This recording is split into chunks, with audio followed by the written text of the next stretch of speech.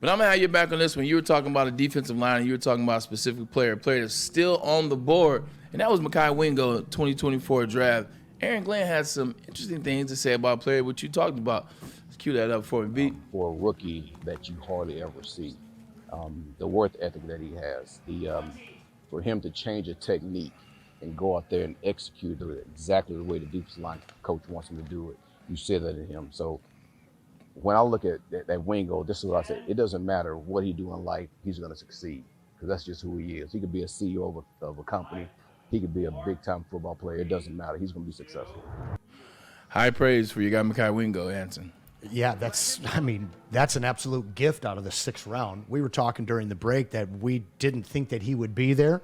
We were live in here doing the show for the day 3 of the draft, and when they announced his name, I figured he was already off the board. This is a guy that played in the SEC at a very, very high level. I think all of us expected him to go earlier. But the thing that sticks out for me is everything that AG just said there is what they're looking for in terms of culture now with the Detroit Lions. So this guy's fitting into their system culturally, but he's making plays as well.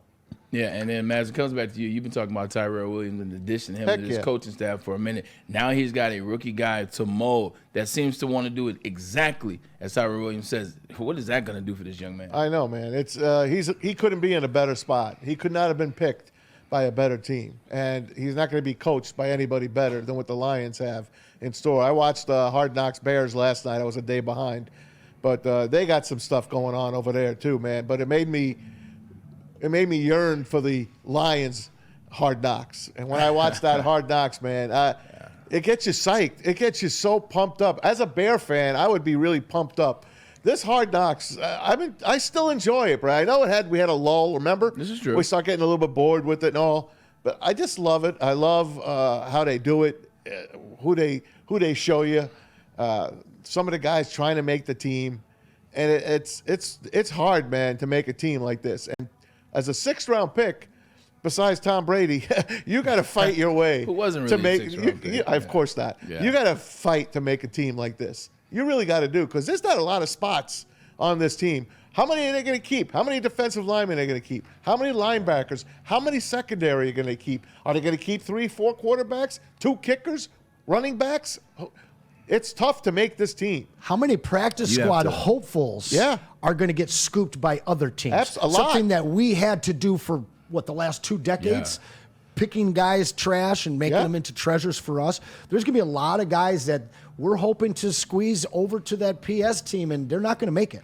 Yeah, 100%. The Lions have been one of those teams in the past, where you're looking at the San Francisco, who makes it. I mean, who didn't get picked up by San Fran? Who didn't get picked up by the Eagles? Who didn't get picked up by the Chiefs? Now you're one of those teams that people are looking to see what you guys didn't put on your squad. These guys can play.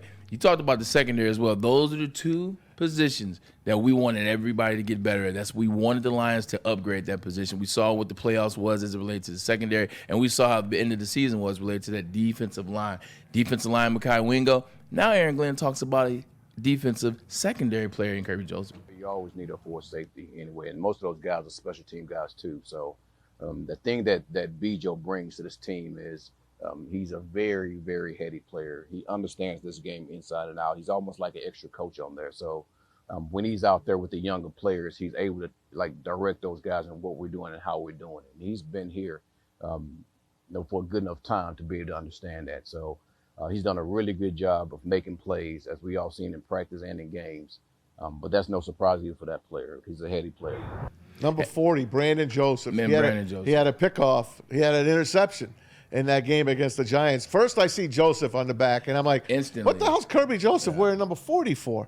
And then, it's Brandon Joseph. And here's a guy at Aaron Glenn's he's been around here long enough that he becomes a leader here on this team, and they love what he brings. That's some great depth pieces in that secondary. You lose a guy like Mosley. Unfortunately, he's got the injury bug. Now you need a guy. Here he is. Yeah. It's Brandon Joseph.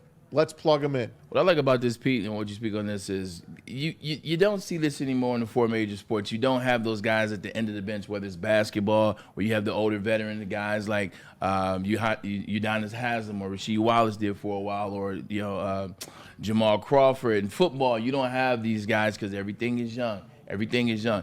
It's good to have these guys because they can help your team out, especially when you're as young as the Detroit Lions. It's also good to have Aaron Glenn, who's a really good coach, and he already proved it last year with Brian Branch that he can really develop these young players. And we talk all the time about the cornerbacks. Well, now let's talk about the safeties, and there's nobody better that I'd rather have coaching the secondary than Aaron Glenn, and he really is the next NFL head coach out there, and we are lucky that we were able to keep him during the offseason with all the teams that were after him and Ben Johnson, of course, but Aaron Glenn, he really is going to be the key to the Lions winning the Super Bowl. It all goes through the defense, and it's going to come down to Aaron Glenn's game plan with that secondary. Let's take the secondary for a minute. Everybody talks on the opposite side on offense. Everybody's so excited to see Jameson Williams, so excited about what they're hearing out of camp. And we've seen, like yesterday, he made a heck of a play. Now, when you look at it online, the clip said, unbelievable touchdown. Now, come on, calm down. It wasn't that. But it was a damn good catch. He got his 2 feet in and got a knee in as well. And then got a snow cone in afterwards. And he 100%, he just looks comfortable. That's the player most that we keep talking about. There's a player on defense that I'm super, and this is the catch, Pete, appreciate you bringing that up. And look at the energy out of Jameson Williams. I love this. Now, if I'm a coach, you know what? I'm not going to tell him to turn it down. And the reason I'm not, I want him to turn up because I understand that emotion. I understand what he's feeling. I understand what he needs this season to happen. He's been waiting for it. He's been waiting to take off with the Detroit Lions, so I don't even mind that emotion. But there's another player on defense that I'm eagerly excited about. He's in the secondary. He went to the same school, and we haven't heard a lot about him so far in camp. It's Brian Branch. It's Brian Branch. The Honey Brancher. Brian Branch Coming is back a guy from injury. You can do so much with coming back from that injury, which I still don't really ever know what it was. We still don't know what it was. But that's a player, Maz. I know that's your guy. It's a lower body injury. Lower body, that's all we got. Dr. Pierce will be in today, so maybe we'll get a read from him. But, Anson, Maz, I know that's your guy. Oh, yeah. You talked about him getting drafted that second day and stand so he can walk that stage. He's a guy that I think they could do a lot with. No doubt, man. I'm looking forward to him, and he had his coming out party. Remember last year, opening day, against the Chiefs, who they play again on Saturday. Guys like him, man, they don't grow on trees. They know. They do it at Alabama, it seems. That's what I mean. But they know. They go to Iowa. Let's pick 2 or 3 Iowa guys. Let's go to Alabama. Let's pick 3 or 4 Alabama guys. Let's go to Michigan. Let's pick a couple of Michigan guys.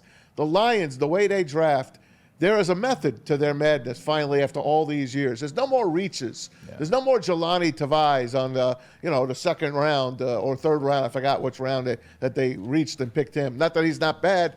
He's pretty good for the Patriots all these since he left here. And, they even re-signed him. But there's no more reaches. There's no more shocks. When ESPN and NFL Network is doing a draft, they don't have to scuttle. Oh, who's this guy that they just drafted? No. Or be on commercial break. If anything, like you said, with the Mekhi Wingo, they steal players. The guy that they took from Canada, we'll see how he comes. We'll see what kind of that offensive. was the one reach I felt that they made. But we'll this year. we'll see what he does. He's a big monster of a man. But he's earned. Those guys have earned our confidence in guys that we're not familiar with. So with Manu coming in, this is somebody that most teams would be like, "What the heck are you doing?" And now we're like, "I can't wait to see this guy." Me too. And he was in against the Giants. When he came in, I had my eye on him on that offensive line. He's learning. 6 straight pressures or sacks. He's learning. He's learning. Yeah, he's pretty raw, but he's got the size, incredible man. football body. Holy crow.